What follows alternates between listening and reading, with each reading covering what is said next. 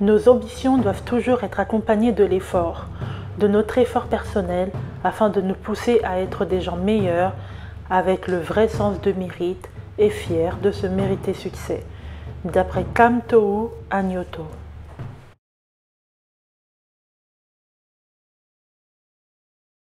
Alors, avant de commencer la vidéo, n'oublie pas de t'abonner, activer la cloche de notification, partager, liker et commenter. Bonjour la famille, c'est Mboka, comment allez-vous? J'ai décidé de faire une vidéo sur les idées reçues, nos familles qui sont en Afrique, qui ont leur façon de voir les choses par rapport à l'Occident et qui ont aussi leur façon de voir les choses dans la vie tout court. Nous le voyons très souvent, nous qui sommes à l'extérieur. Vous avez de la famille au pays, vous essayez de faire des projets sur place. Toi qui me regardes, tu as déjà essayé de faire des projets sur place et tu as envoyé de l'argent à la famille et ça a mal tourné. Et pour ça, j'ai des exemples. Moi-même, j'ai quelqu'un de ma famille qui m'a envoyé un message il n'y a pas très longtemps et c'est quelqu'un que j'ai aidé. Comment ça a commencé? Récemment, on a été mis en contact par quelqu'un de la famille que j'avais appelé un jour et il s'est fait que l'autre était là. Donc on a parlé et dans cette conversation, je lui ai demandé qu'est-ce qu'il faisait dans sa vie. Il m'a dit, j'ai terminé mes études et actuellement je ne fais rien. Je n'ai pas de travail et donc pas de revenus. Je lui ai dit, mais tu n'as pas de travail, tu n'as pas de revenus, tu as une femme, tu as des enfants, c'est comment ta vie? Il me dit, bah, j'ai 2 enfants et j'ai une femme et il est dans le bâtiment. En tout cas, il a un diplôme dans le bâtiment. Donc je me suis dit, j'ai des amis qui sont sur place en train de construire et si jamais il y a des marchés, s'il y a besoin, je peux le pistonner pour qu'il puisse travailler et gagner un peu d'argent.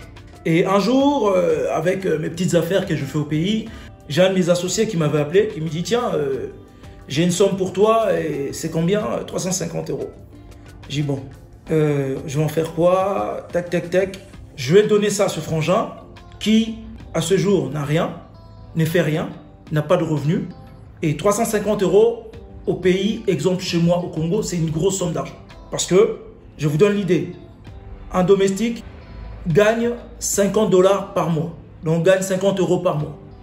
Donc, vous imaginez si un domestique arrive à faire sa vie avec 50 € par mois, c'est que 350 €, ça représente quand même 7 mois de son salaire.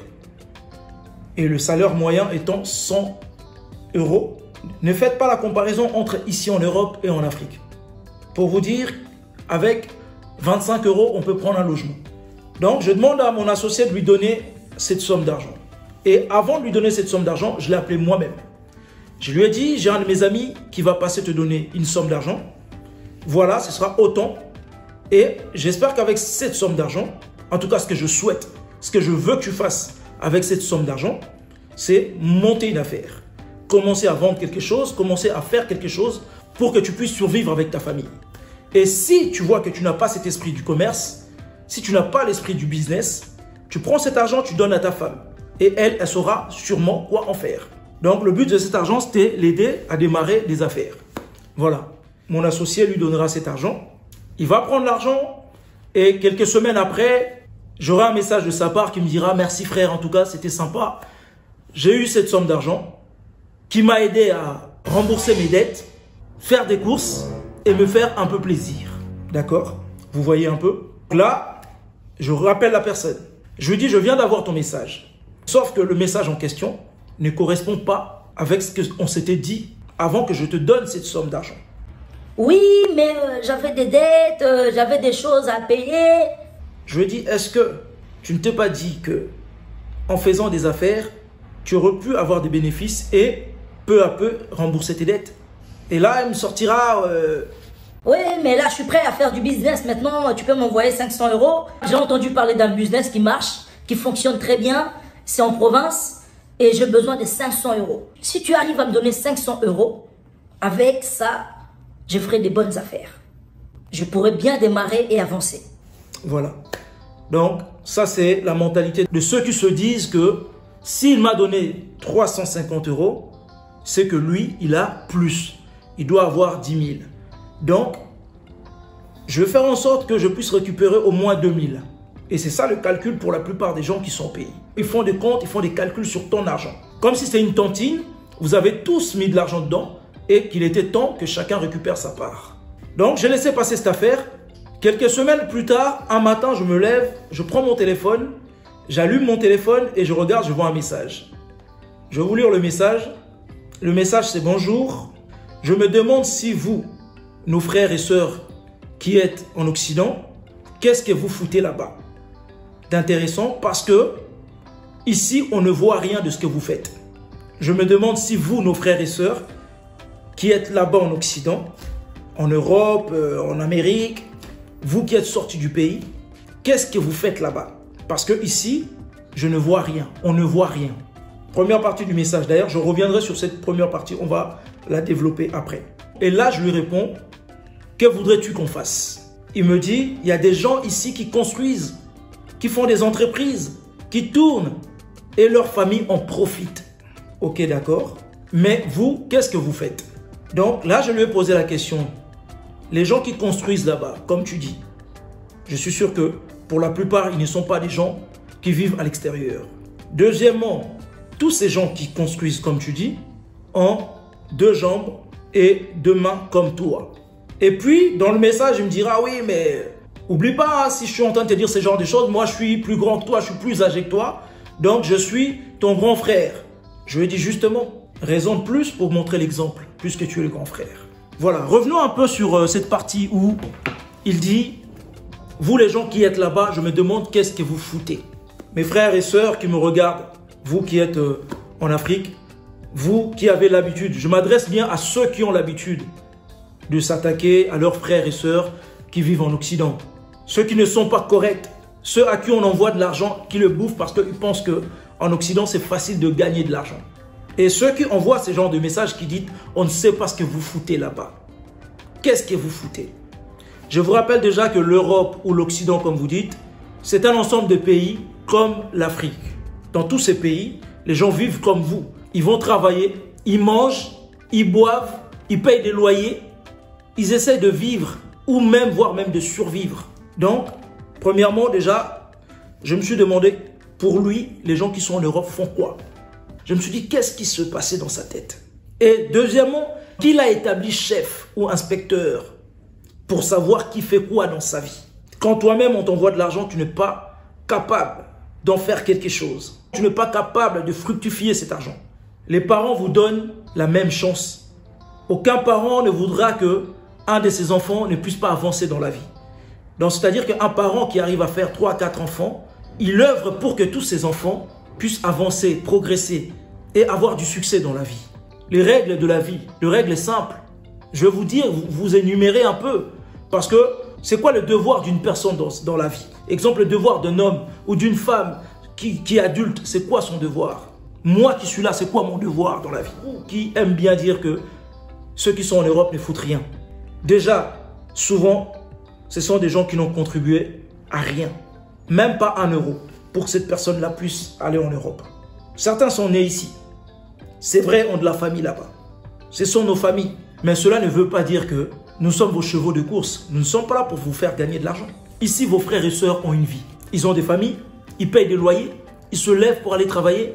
Certains se lèvent à 3 h du matin, 4 h du matin, 5 h du matin pour aller travailler pendant que vous dormez.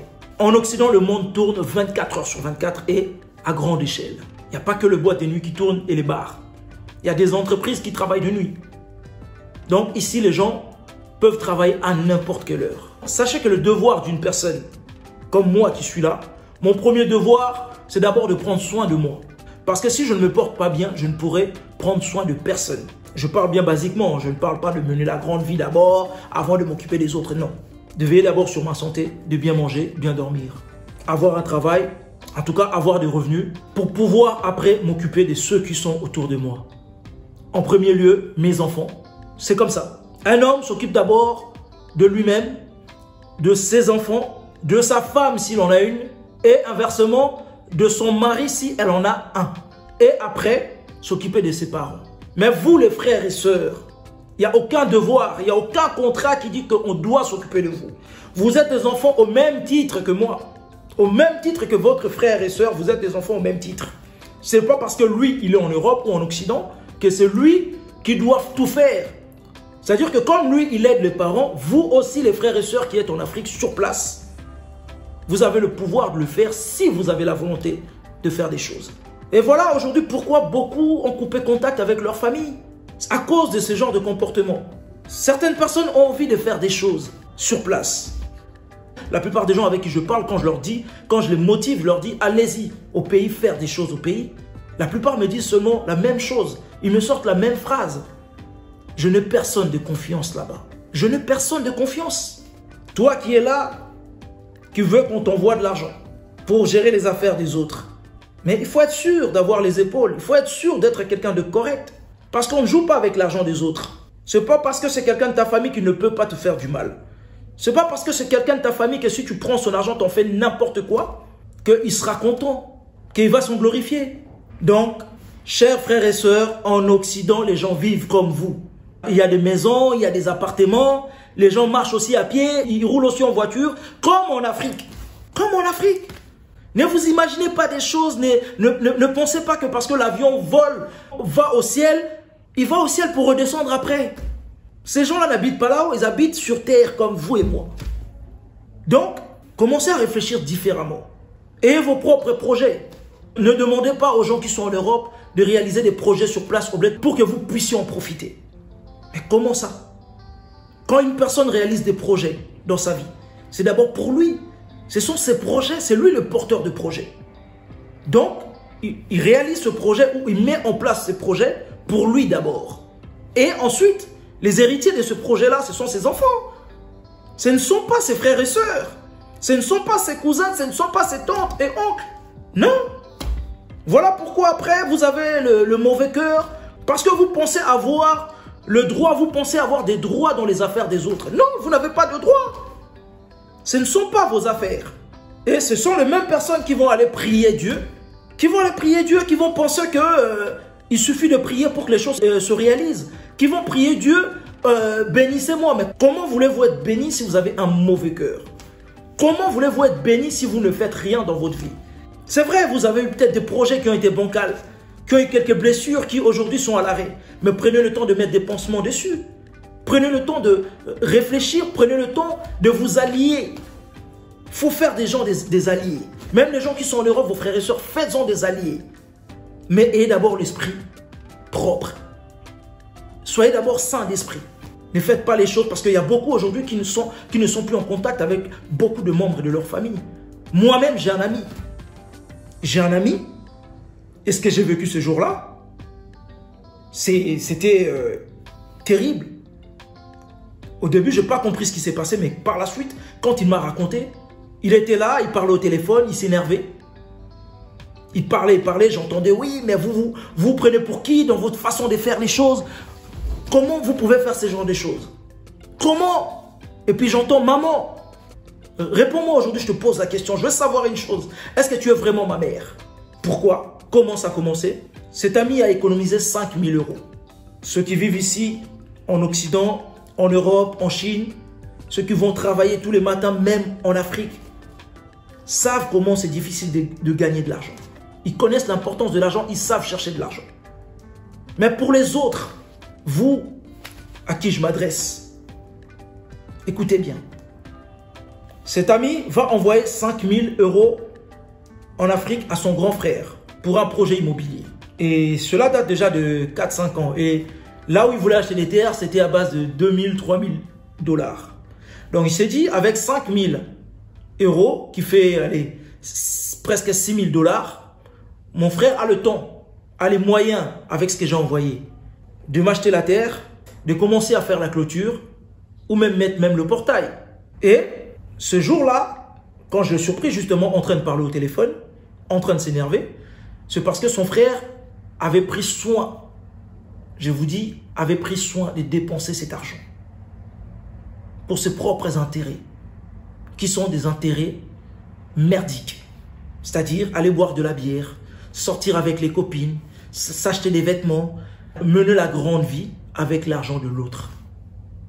Et finalement, lui, quand il a su ça, il a appelé, il n'était pas content, c'est tout à fait normal. Et encore lui, il s'est seulement arrêté à ça. D'autres auraient fait pire. D'autres auraient fait pire. Moi-même, qui vous parle, je ne sais pas ce que j'aurais fait. Quelque temps après, pendant la conversation, c'est sa mère qui va reprendre le téléphone au grand frère pour lui dire « Comment peux-tu réagir comme ça avec ton grand frère? Comment peux-tu lui parler de la sorte? C'est ton grand frère quand même. C'est pas parce qu'il a mangé 5 000 $ que tu dois lui parler comme ça, lui manquer de respect. Tu es en Europe, l'argent tu en gagnes. Tu es en Europe, l'argent tu en gagnes. Vous savez combien de vos frères et sœurs qui ne viennent pas au pays. S'ils ne viennent pas au pays, ce n'est pas parce qu'ils ont peur de sorciers, ce n'est pas parce qu'ils pensent de mauvaises choses sur le pays, c'est parce qu'ils n'ont pas les moyens de venir au pays. Rien que le billet nous coûte très très cher. C'est plus qu'un salaire pour la plupart. Pour la plupart des pays, c'est plus qu'un salaire. Donc, ne pensez pas que vos frères là qui ne viennent pas, ils ne viennent pas parce qu'ils n'ont pas la volonté de venir. Comment voulez-vous qu'ils s'en sortent? Comment voulez-vous qu'ils aient un logement décent? Comment voulez-vous qu'ils aient un travail correct s'ils n'ont pas de papier? Ils commencent déjà par faire ces démarches-là. Trouver des papiers. Et c'est tant bien que mal de trouver des papiers pour s'en sortir. Pour avoir une vie décente. Mais pour ceux qui sont déjà dans cette vie, les choses ne sont pas toujours simples. Vous savez, quand quelqu'un travaille en Europe et qu'il gagne, exemple, 1200 €, allez, 1300 $, puisqu'en Afrique c'est plus le dollar, on va parler en dollars.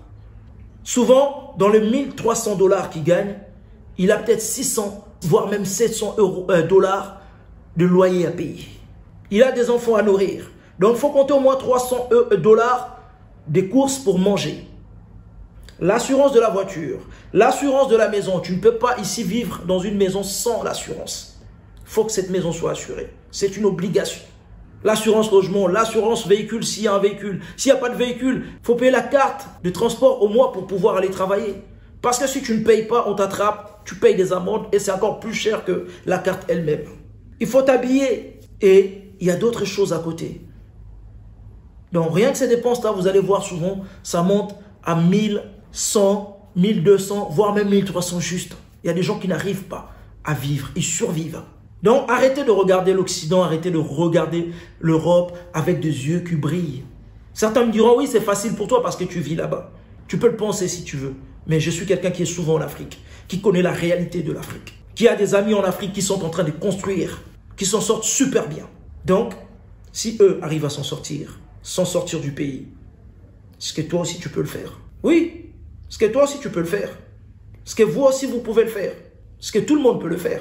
En réfléchissant normalement, en mettant en place des projets, des idées, en étant correct, en étant motivé, en ayant la foi, mais dans la persévérance. Pas j'ai la foi, j'attends, je prie, Seigneur, je sais que tu vas m'envoyer. Non, rien ne tombe du ciel, arrêtez. Rien ne tombe du ciel. Donc je vous disais, cet ami qui va entendre sa mère sortir toutes ces phrases, sa mère qui est mécontente parce qu'il a parlé ainsi à son grand frère, qui a seulement dépensé les 5 000 €, les 6 000 $, et que lui après il est en Europe. Il pourra ensuite aller à l'argentier, l'arbre où on va tous pour chercher l'argent, ici en Europe, puisque la plupart c'est comme ça qu'ils pensent. Ils pensent qu'il y a un argentier ici. On y va, chacun son tour, on prend des billets et puis on fait ce qu'on a à faire. Et l'ami posera la question à sa maman. Maman, j'ai une question pour toi. Es-tu sûr d'être ma mère? Es-tu sûr que je suis vraiment ton fils?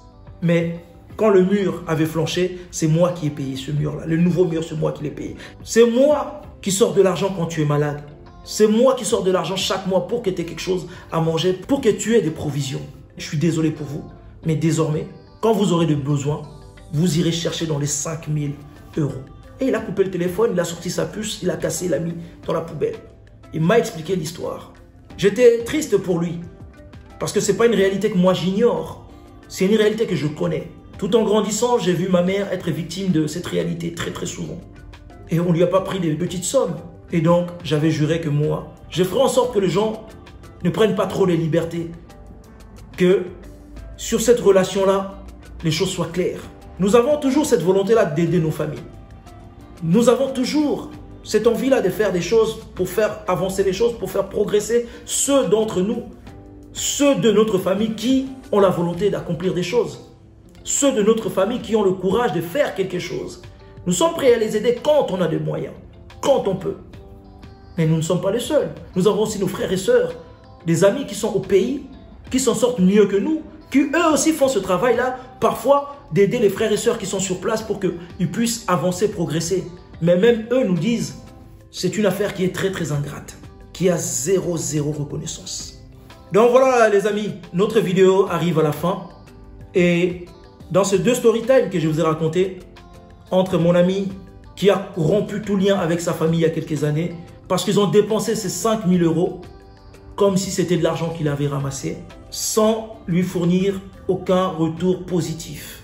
Entre ça et ce que j'ai vécu moi-même, de ce membre de ma famille qui m'a dit « Vous qui êtes en Europe, vous nos frères et sœurs qui êtes là-bas, nous nous demandons qu'est-ce que vous foutez. Mettez des entreprises en place, faites en sorte que nous, on puisse en profiter. » Chers amis, chère famille, chères sœurs, frères, toi qui me regardes de l'Afrique, toi qui dans ta tête, tu attends que la manne tombe du ciel.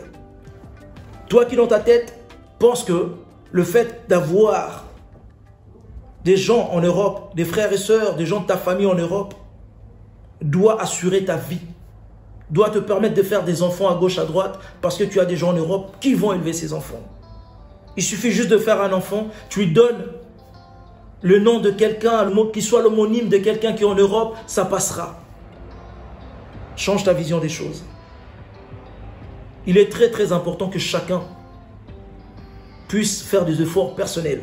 C'est seulement comme ça qu'on arrive à se mettre ensemble pour pouvoir avancer, pour pouvoir faire des projets ensemble. Aujourd'hui, si j'ai 500 €, je ne peux pas l'envoyer à quelqu'un de ma famille en qui j'ai aucune confiance. Je ne peux pas l'envoyer à quelqu'un de ma famille avec qui je ne peux pas collaborer. Et pour qu'on puisse collaborer ensemble, il faut qu'il y ait de la confiance. Et la confiance vient de quoi? Des efforts, de la vision qu'on voit des autres, de la façon dont les autres évoluent. Voilà vraiment, ça me tenait à cœur de vous parler de tout ça, de mettre en lumière toutes ces choses. Et à nos frères et sœurs qui sont sur place au pays, Junior Mantonné, salut. À vous qui vous battez chaque jour.